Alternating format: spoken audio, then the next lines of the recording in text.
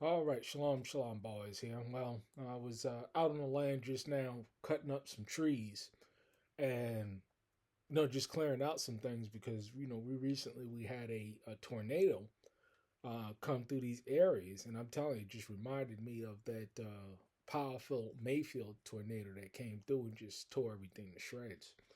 And so, I was able to get out there today and just cut up some trees and some branches that fell. But thank the Father that, it has spared us again. But, what I wanted to talk about was, something that, I've been doing a tremendous amount of research on in the past couple of months because, we live in a time and it's common to people that when something does not affect you, you're not really paying attention to it. Being that,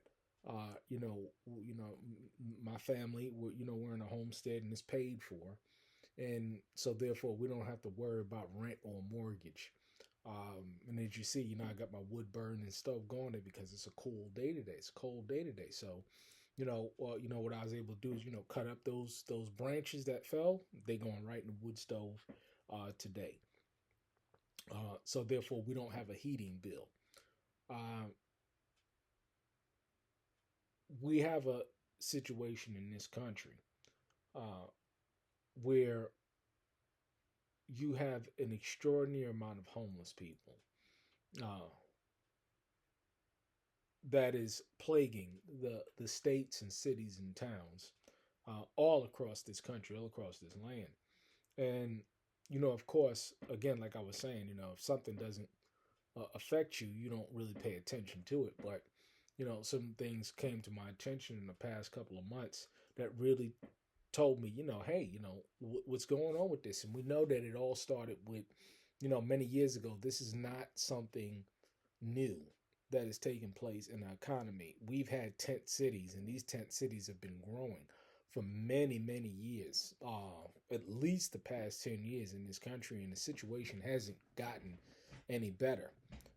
But apparently, we have an epidemic of people that are living in their van. It's called van life. They're buying buses.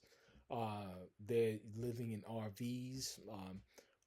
They're pitching $1,000 luxury tents. They are living in their cars. And as we see these layoffs that continue to take place in the public as well as private sector to the tune of hundreds of thousands of people are losing their jobs. And I'm not talking about people that make 15, 16, $17 an hour. Although those people, they're losing their jobs as well. But the biggest pain and suffering that's going to take place is in the white collar area, the background in which I'm from, and I'm monitoring my LinkedIn as well uh, to see what's going on in the HR space because all of these layoffs and all of these people that are dependent on these jobs, what do they do if they're not one but two paychecks away from the streets? What do they do uh, when they can no longer afford to maintain the lifestyle that they've been given because they're living paycheck to paycheck, and that's the lifestyle that they can afford, whatever level that it may be at. Uh, this is a serious problem in this country, and people like myself who were ridiculed and mocked, uh, uh, made fun of. The whole 9 yards. These people are now not looking at people like myself uh, as kooks and crackpots, but now we are becoming the wisest segment of the population that exists here in this country. And people, I'm getting personally, people reaching out to me for various reasons uh, because of their situations and wanting me to uh, offer various solutions for them. And unfortunately, that's not going to be the case for most people because they failed to heed the warning. They failed to come to the understanding that this is what's going on. One of the most bizarre things that happened to me, just yesterday is that, a married woman, that's a friend, it's a married woman. Again, she's a married woman, and she called me up yesterday to borrow $600. $600. See, and this is a highly educated woman, a six-figure earner woman with a husband, and she's calling me up to borrow in a frantic to borrow $600 because the average American is just one paycheck away, one disaster away from losing everything that they have. And this is why it's so important for people that are moving and that are in a situation that they are homesteading and that they, get your supplies up, get your preps up. This inflation situation is going to have a direct effect on folk. Get your gardens planted. Make sure that your freezer is stocked with whatever animal that you uh, uh, consume. Me, I consume lamb. We consume goat. We consume deer.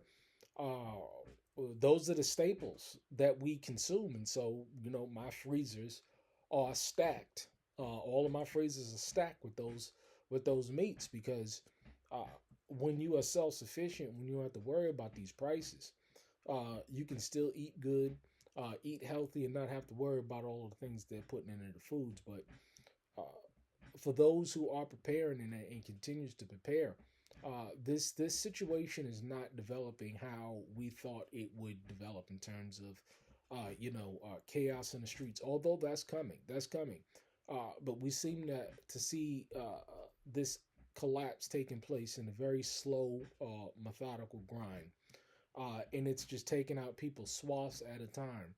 And the reset is taking place. Uh, it definitely it definitely is taking place. And for those that are prepared and understand what's going on, uh, when it comes to this homeless crisis and this economic decline, because again, you have corporate people being laid off in mass. You have people that are making 100,000, 250,000, 500, 400,000 dollars. These people are being laid off from these tech companies as well as from government. And what do these people do? Because they have no other skills. They have no skills, or the skill sets they have are becoming more and more obsolete because they uh they they can't do what is required now.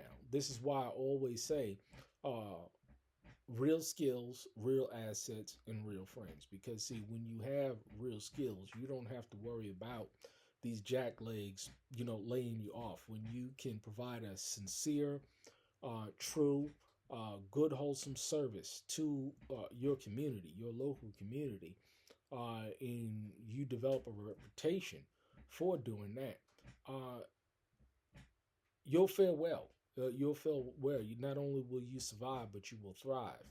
But a lot of people, they've chosen to uh, put their head in the sand and neglect what many of us have been talking about for years, and they're going to have to eat the fruit of their own ways. It's unfortunate. Um, but this is what we got going on. And it's one thing to see a stat or to look at a YouTube video of people talking about these things, and it's another thing to put a put a picture to it, put a face to it. And I'm putting faces to it on a weekly basis. I kid you not, of people that are in all sorts of despair. And you help who you can, you assist who you can, but many will not be able to be assisted because they refuse to change their ways. It's amazing how people just some people claim that they get it, other people think that they get it, don't get it. But when you watch their footprint, when you watch somebody's walk, when you watch what somebody's doing and what somebody's planning on doing, it tells you everything that you need to know about what they believe. um, and this is why I focus on what are you doing, and people call me up now even more so because I have that track record. They can see the moves that I'm making and the transformation in my life, and so they know it's the real deal. A lot of people, they're not going to be able to make that transition because they refuse to change. And again, I watch what people do. I don't watch what people say. I watch what they do, and it tells me everything that I need to know about their character, their style, everything. It tells me everything that I need to know. I'm not confused by anything when I watch what people do, and I suggest that you do that as well. But uh, let me get up on out of here. Uh, Stay encouraged. You preppers, you homesteaders, you folks that are building fellowships and communities, you all stay encouraged because at the end of the day, we're going to need one another in networking and coordinating and sharing of ideas. And even locally for people who are doing, I'm talking about people who are doers, to work together and knowing your neighbor and understanding what value you can bring to the community. Uh, this is what's going to truly help you. And I'll say in closing again, you want to be focusing on in these times real relationships, spiritual relationships,